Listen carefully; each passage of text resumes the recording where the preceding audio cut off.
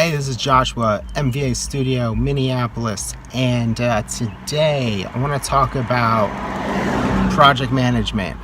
Not project managers, but project management. And the reason that I want to talk about this is that I think this is a really overlooked place in terms of when you're starting out or doing your own thing that you can ignore. And a lot of times I think it looks like the idea of project managers can be almost like another kind of parasitic thing that's thrown onto a project, but they serve a really important function when the work is done well.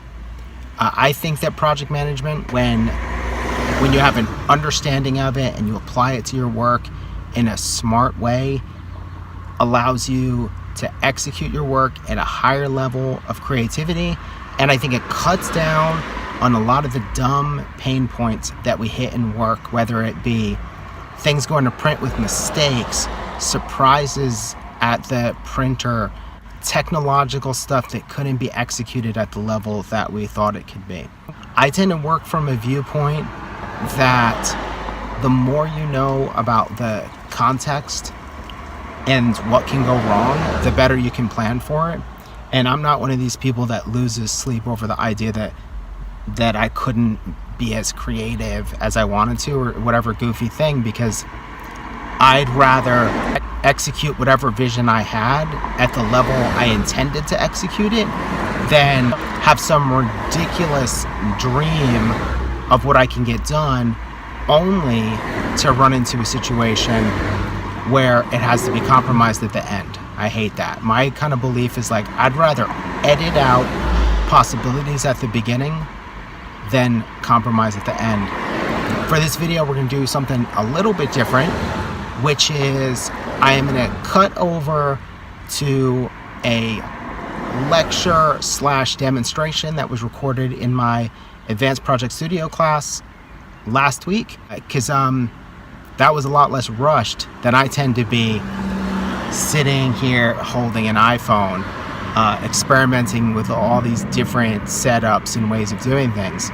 So check that out. I hope you enjoy it. There's a slight gap where something cut out and didn't quite work right, and you'll notice it, but really all you missed was me putting in a few more kind of dates as we run through a sample of how to outline a project and figure out what needs to be done when. This is a really critical part of the design process that I ignored for years. Or I didn't ignore, I just didn't realize how important it is. And a lot of times you don't realize how important it is until you get used to having project managers and then they're gone, but you're dealing with serious things and then you miss that person whose whole job was to ensure that the right thing gets done at the right time. That's kind of literally it, and it seems really obvious and stupid.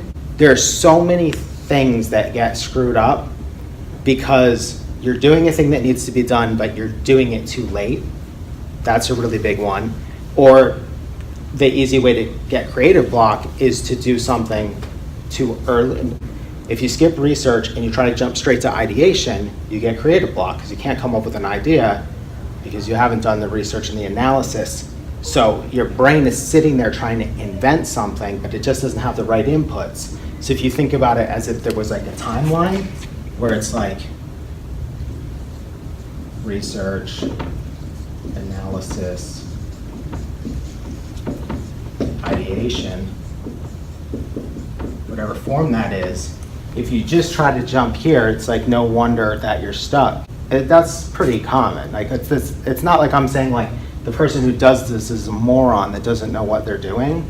I think it's really easy to get so excited about something that you just jump straight into trying to unravel it and make it work. And then all that happens is you're blocked up. And part of it is because you don't have maybe enough inputs, or you're trying to do all three of these things at once and it's just messing with your head. Even though that's like traditional design process, like I look at that as a project management aspect. But like another really big one that people do, so like every printer will tell you, oh, can you involve us at the beginning of the project? And you never involve them at the beginning of the project, because at the beginning of the project, you don't know what you're going to do.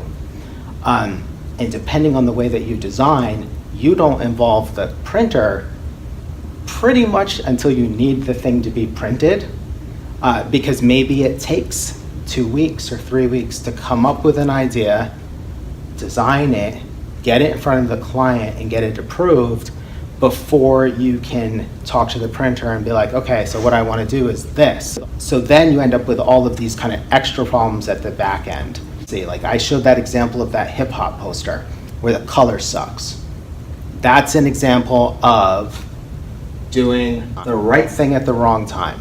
Analyzing the color when it was printing, instead of getting the drawdown to figure out if the color was going to work before it ever got to the printing. That's the simplest version of it, and it's like you don't have to have theory or anything to wrap your head around that idea. But once you wrap your head around it, you can really cut down on a lot of the mistakes and growing pains of figuring out how to be a designer or a creative. Big question then becomes like, how do you know what the right thing is, and like how do you know at what point you're doing it? So on a really basic creative level, like you have this timeline: research, analysis, ideation, sketching. You could call this design. I mean, the whole thing is design. And then you might have refinement, like so you're improving the thing, and then execution. In this context, we'll say execution is everything from the pre-press to installing it in the store, maybe. This is the basic timeline, I think, of everything. If you get to some of this stuff too late, you end up crushing your deadlines and ruining them. And anybody who works in an agency or has to work with other people knows all about how this happens, how each thing, like especially this, if you try to skip all of this stuff, if you don't do some version of this, for everybody what this means is radically different. But the big thing is there's some version of it. If you don't do it, it screws up the actual design and it makes the design time balloon. So like think about, like, since we just saw Emily's presentation and how far along she already is, like if you wanted to, I don't know why, you could just be like, screw it, this project's done. I've done enough to get the idea across. Think about how fast you did that work, right? But that's because you did all of this stuff, and the more of this stuff that you do, the faster this goes, and especially as you get better. So in the beginning, that you do a lot of this stuff, the design still takes time because maybe you have to learn techniques, you have to figure things out, but as it goes along, the amount that you can potentially compress some of this stuff becomes astounding. But if you don't do this stuff, this time balloons, because what ends up happening is you still have to do these first 4 steps on some level. It's just you're doing them in your head while you're trying to sleep. So you're stressing out trying to come up with ideas, or you're doing the group brainstorm, but you can't do the group brainstorm until some of this gets sorted out. So what ends up happening is what you're calling design is retroactively doing all this other stuff. This time balloons. And once it balloons, what happens? First, you're late with the client. Hopefully the client just loves everything and they have minor refinements. But you're late with the client, so then that pushes back this refinement time. Then that pushes back whatever the printer told you they needed time for. Now, the problem with that is if the printer delivers on the time frame, the drop dead time frame that they said they could do, great. But what if there is a storm that derails delivery of a truck from Boston to New Orleans on a Friday night, and now all of a sudden your thing is late, which this is an actual experience that I've had. Because I was working with people that decided that the way that you got stuff done is you ask the printer what's the absolute last date that they can get something. And then the printer tells you that date based on optimum circumstances, not based on a tropical storm in the East Coast. That only threw things off by 1 day, and 1 day was enough to screw up the install and delivery of a bunch of signage and whatnot. Just skipping this, or just working in like sort of a potentially backward manner can have potentially catastrophic results. I've had exhibition catalogs that the printer promised me would be ready for the exhibition because we were late, and they were like, no, it'll be fine. And of course it wasn't fine. The thing is that nothing is ever going to go 100% perfect, but the more that you start to map out how this stuff works, and the more experiences you have, like the weird thing is all the bad shit is great if you are halfway awake. So the crappy printing is a great thing that happens because you're like, oh, this is why you do drawdowns. Because when you print like Pantones on white paper all the time, your life is magical and great. When you start to print them on weird, funky papers, all of a sudden you're like, oh, this is why people talk about drawdowns. Because literally I have this piece of shit thing. Or like you do the thing like you print white on black paper and everyone goes like, oh, just hit it with 2 hits of white. Offset, it'll totally work. You don't get a drawdown done because the printer insists that it works because they've heard from other people that it works. And then they call you and they say, hey, your white is invisible. And you like drive to the printer and you have to switch the color. And first they try stuff, they're like, well, what if we add like a little bit of black to the white and a little bit more? And you're like, yeah, it's officially gray.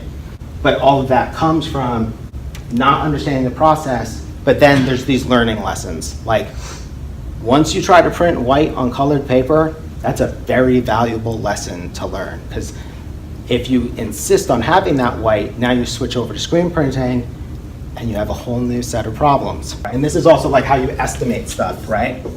Is you need to start figuring out what are the steps to do a project. If you figure out the steps, like let's take something simple, like let's say we're gonna make a postcard. What's the first step? Okay, so we have dimensions. We'll have to get these out of order at first, I think. What does the client want? This is a good one. What do we even need to start? Subject. And what does that form a part of? Research. So actually both of these are research things. Content research. We may have to write copy.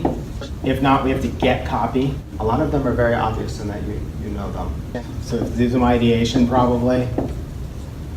Analysis. Do some kind of sketching.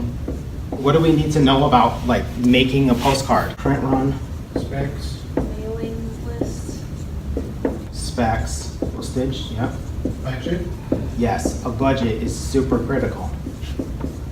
That seems really obvious, but the budget is the difference between you getting to use a printer that you like and using a cool paper and 2 spot colors versus using overnightprinting.com. But of course you can figure out ways to make the overnightprinting.com more interesting, but you have to be prepared to do that, right? So we have budget, and then what else do we need to know? Timing. So what ends up happening in a project like this, we have concurrently 2 different things that have to happen. We have the design itself, which is all of those things related to the research, etc., the basic design process, plus the copywriting potentially if we have to do it ourselves. There's going to be proofing, which I forgot to get in there. So we need to make sure that the client's looking at the thing that we sent them, because that's one of the biggest ways that your projects will be late, is that your clients won't proof the stuff that you send them. Or they'll proofread it. So they'll read it. They won't see any mistakes like misspelled words, but they didn't compare it to anything, so they won't realize that the date somehow was wrong until after it's been printed. So like there's the proofing, and then let's see what else we're gonna have to do. So we have that stuff. That's all the stuff that we're gonna be in control of just to make the postcard. Just the basic design process. Then there's just stuff that we have to do concurrently to bring the postcard just into the world. We'll call that the production. Well, first, maybe a third thing actually. We got the budget, the timing, the research of the printing, not even the research for this thing, the specs, mailing list if we're responsible for that, because sometimes we are. Now what's going to end up happening, all of this stuff this right-hand column, early on, I find that we ignore this to our detriment. But it's all super critical, and the basic way that I look at this is if you find out the budget, and then you research what you can do with that budget immediately. So let's say like you have a rough idea of some print techniques that might work. And you get the budget, and you can research whether you can do those print techniques. And then you find out that you can't do those, but you can do this other thing. Maybe you have a really great printer, and you're like, I want to do a postcard, I'm interested in this, I have this much money. A really good printer, if they like you, could be like, well, what if we did this and this? But you can only do that if you're ahead of the curve as much as possible.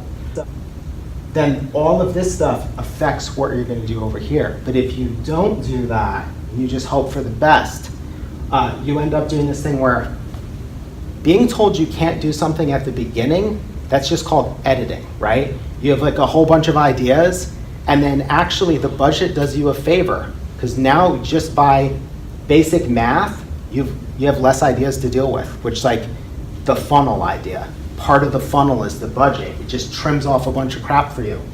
But being told you can't do it at the end is a compromise.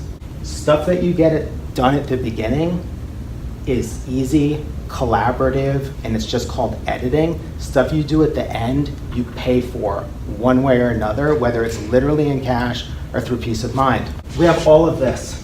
How do we make sense of this stuff? You take your lists, and you go. There's kind of two ways to do this. The first way is you can use the design process and just start at the beginning and say, how much time do I need for this, this, and this?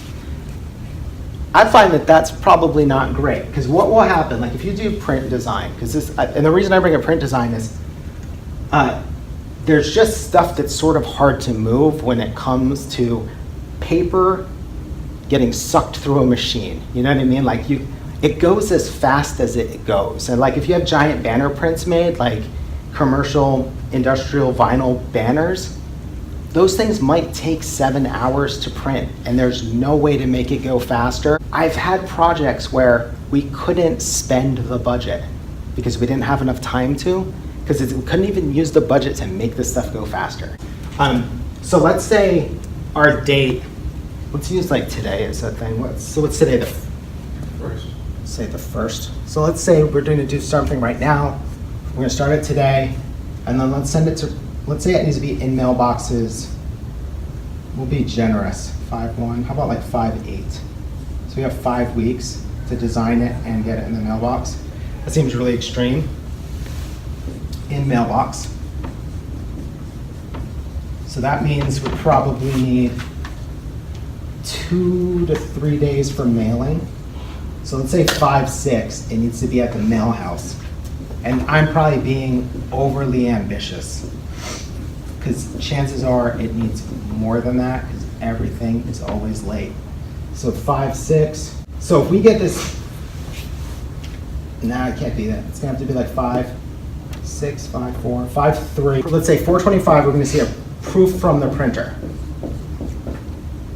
So they're gonna bring us probably 2 proofs. One's gonna be called the Dilux proof. That's gonna be a color proof that we're looking at for color. They're gonna have another one that we're gonna look at for typos or edits.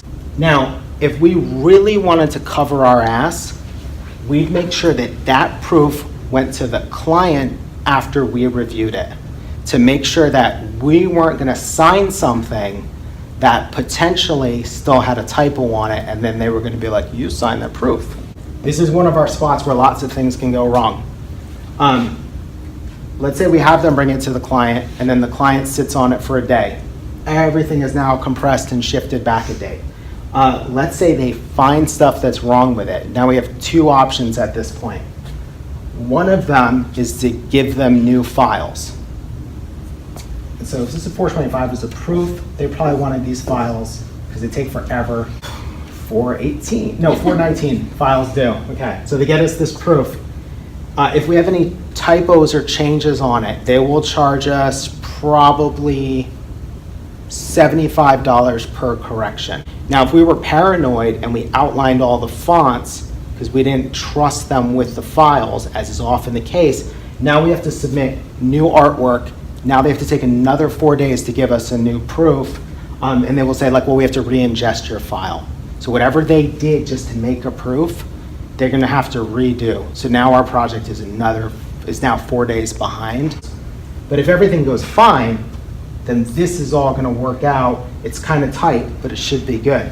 So 419 files due. So to get the files to them, let's say 419, that means 418 we need to do our pre-press. For our postcard, it's probably gonna take 4 hours. I'm probably being generous, but I would say that the bare minimum anything needs to get just to a level where you can proof it internally is 1 hour, but then you have to be able to proof it. So I'm gonna get it to pre-press. Now, we need to proof it internally before we send it out the door. And the reason that we need to do that is, let's say on 417, we got final approval from the client. They had a proof and there were no errors on it and they're happy. But I have to go into the file, delete extraneous swatches, convert them to CMYK, change the resolution of images or convert those images to CMYK, or what other stuff might I have to do. If I'm doing like a UV varnish or something like that, I might have been faking it to show it in a proof as a mock-up, but I might have to really make it. Every single one of those things opens up the opportunity for me to ruin the file on some small level. Who here's made the typo where there's a random V? Because that's the thing you hit in InDesign. It's like the V and W is in everybody's files. So just think about that. Like, they saw something, there's all this potential that I can screw it up, right? So I need to make sure that in addition to the time it takes me to do all that stuff I just mentioned, I also need to make sure there's at least an hour for myself and 1 or 2 other people to take this version that they approved and the new version and put them side by side and sit there with a pen and go, Adidas logo, check, type, check, and go back and forth and double check that everything is right. Because if I make a mistake in here and it gets through to here, and especially if I haven't had the client sign off on this, when this thing goes wrong and there's 7,000 postcards mailed, the client is not going to be like, oh, mistakes happen. They're going to be like, where did the mistake happen? And then they're going to want my money, or they're going to want to not pay, as is totally reasonable. So we have that final approval. To get that final approval, we probably have to send it on 4/15. It's probably our 3rd proof. So we are already down to 14 days to do this, which means 10 business days. So 4/14, we probably got revisions, like last minute corrections. 4/13, we probably sent a second proof. And what day of the week is the 14th, by the way, or the 13th? I just want to see if I'm in reality still here. April 13th? Saturday. Okay, so I'm wrong. 4/12, second proof. Okay, so we're just running out of time here. And then we probably sent it on oh wait, no, we got revisions. So we probably presented work on something like 4/8. So we kicked off this project on the 1st. And what day of the week was the 1st? Did I get? Oh, it's today, right? Monday. Perfect. So this was the following Monday. Now, if I told you we had to get a postcard in the mail by May 8th, would you think that that meant you had less than 7 days to design the postcard? But like, nothing I've said in here is unreasonable. This is a small project. Like, I hope to God my plan isn't to work full time on one postcard, but I definitely would need to have a pretty clear understanding of what it would take. Now, some of the things that are worth thinking about in terms of like consequences, because that's where I find that this stuff gets real for people. What usually happens when designers do printing for people, you pay the printer yourself and then you mark it up 20% and bill the client for it. And the reason that you do that is because there's all this hidden cost involved in dealing with the printer. And a lot of it is so small that if you invoice the client for it, you're nickel and diming them. But somewhere you have to get that money, because like the client's not really thinking like, oh, the 15 minutes to talk about this and the 10 minutes it took to do this and the 20 minutes over here, all of this different stuff. So typically what you do is like you mark it up, not a greedy amount, but enough to cover basically everything after this point. So if you screw up the project, you can't even weasel out of paying for it because you're the person who's on the line. The printer expects you to pay for it, right? So if the client says, you're a moron, you snuck through edits on our stuff and you didn't show us the proof, we're not paying for this, the printer will not care, right? Because they were never expecting the client to pay for it. So that's like a very real thing to think about. That's why the proofing matters so much. You don't want a mistake, and if you do get a mistake, you want it to be other people's fault, not your fault. Because like the last thing you want to do is like not get paid and be out thousands of dollars, right? This opens up a new problem, which is the amount of time, the 4 days you have to design this project. One of the reasons that being really hyper aware of your deadlines and what it takes to get things done is you can then devise the process to work with this timeline. And that's really critical because the reality is the thing that's going to screw you up 90% of the time is what you do between these two dates. Like, there will be the times where the client won't approve anything and you'll have to redo it. That certainly will happen. But the biggest thing is that you'll get to here and you won't be happy and you'll ask for another day. Or maybe you'll push this date as far back as you think you possibly can get away with, but then the client has like something come up and now they want to meet earlier and you can't because you were like managing towards a certain date.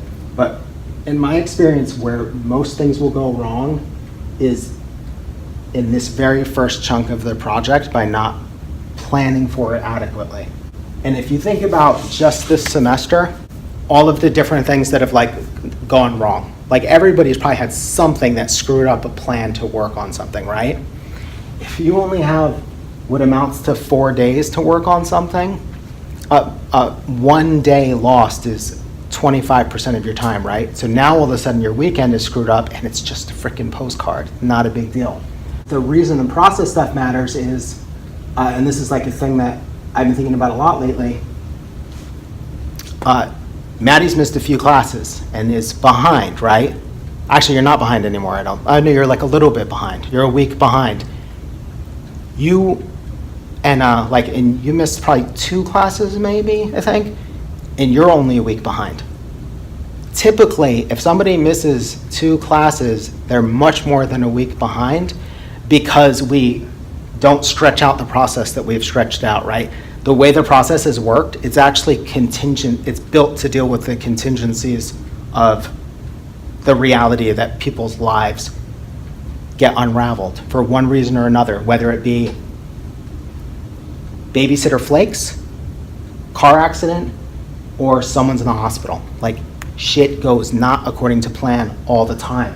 One of the problems is that everybody does their project management with what's known as the planning fallacy. That is this idea. Everything in the future will go awesome. It will go perfect, it will go according to plan, and there will not be a single mistake, despite the fact that nothing on this planet has ever gone according to plan, unless the plan was like, I'm walking out that door in 3 minutes. That kind of plan works. But every other complicated project unravels and gets messy. So the reason that this ends up mattering is you have a couple options up front here. 1, don't do the project if you can't deliver in a week. That's like one of the, like people talk about design ethics.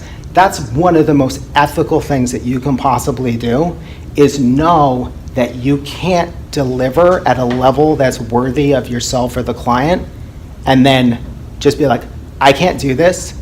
I have a friend who could probably do this and work wonders for you. That when you grasp that, that's a very helpful place to be. But the other thing is there a different process than your typical one that ensures that you can get it done? And this is the thing I've been thinking about a lot. Like, I'm working on a project right now, and it's all around the fact that I can't spend a lot of time on this person's project, and I have a 9 to 5, and I have a 6:30 to 9 as well. So how do I get projects done? I have a different design process for dealing with a project where I have a healthy deadline but no time, if that makes sense. So if I have a month to do a project, but I have no time in that month, I work in a different way. No fucking bed, no diagrams, no research, no analysis, totally different plan of action. So if I had to do a postcard in a week, and I am not about to spend 40 hours on a postcard, I'm gonna do what we did in the typography class. And if the client tells me, oh, I don't like that stuff when you guys do that, then I'm gonna say, oh, cool. That's fine, but we can't do the project. You'll have to do it with someone else, because that's the only way I can get your thing done in a week. Unless you pay twice as much. And then I will do a normal conceptual process, but now it's prohibitively expensive. But that's because I understand what these dates do. And one of the things I would think about as like you're going into projects, like or whenever you sit down to work, because this is like one of the things that fits in with this, always know what you're gonna do. Because one of the things that people do is they say like, okay, tonight I have to design the poster. For every person in the room, what design the poster is different. Like if we all got kicked off in a brief today, and then we're like, tonight I have to design the poster, for every single person that's gonna be different, because for some of you, you're like formalists. And you're just gonna sit down and move stuff around and magic is gonna happen. And when you say design the poster, you literally mean like I'm gonna sit down and make it. But for someone else, it's gonna be like, design the poster, the first step is gonna be research. Or the first step is gonna be go on Pinterest, or it's gonna be mood boards. But every single person, it's different. One of the ways that people screw themselves up is they ignore the stuff they need to do, and they say, oh, yeah, tonight I need to design that poster, but they haven't thought about what that means. If your process involves going to the library, like that's one of the, you know that that's the first step, but you've never really acknowledged that that's the first step, and you're like, oh yeah, I'm designing that poster on Sunday, and then you forget that your library, the MCAD library, is closed on Sundays. All of a sudden you've screwed up your project a little bit. But when you start using like project management, like you start mapping out your steps, then you know like if the first time you have time is Sunday, what does that mean? Like what can you do on Sunday to push your project forward? Because maybe design the poster is go to overnightprints.com, go to 4x6.com, go to whatever, I can't remember what the rest of those sites are. But that might be your first step. Because then, if you understand that process, you can fill in this blank here really easily. Because you can do a couple things. Like you can either go, okay, how can I take my normal process and can I break it into small enough chunks that I actually can deliver? Or I can't do this project because like the first thing I need is 3 days of like open breathing room, like 3 days of going to the library, reading. The way that me and my wife used to do work is like we would just drive around and talk about the stuff, and that's where most of the ideas came from. It's literally just drive around and be like, what about this? And what about this? And like we'd like take the river to St. Paul, to downtown St. Paul, and like hopefully had an idea, and then we'd turn around and take the river back. But like that was part of the process, was just driving around and talking. So that meant time was super critical, because like you can't drive around and talk if you're not driving around and talking, right? Like there's not an alternative to that. The steps really basically is always like break down what you think the steps are that you need to do on every side that you can think of. And then what's your deadline? Push this back. And then the other thing, of course, is like to have the stomach to be like, here's how we think this will go from our experience. This only gives us this much time to design. We can't do a good job for you in that time. Can this go a week later? Can it go 3 days later? Like, because 3 days might be enough, right? Depending on how well you know yourself. But you can come back and be like, this timeline isn't gonna work, and it would be nice if it did.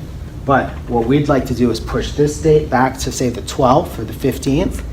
And if the printing process goes extremely smoothly, maybe the stuff will be in the mail. Maybe it'll get delivered the 11th or whatever it might be.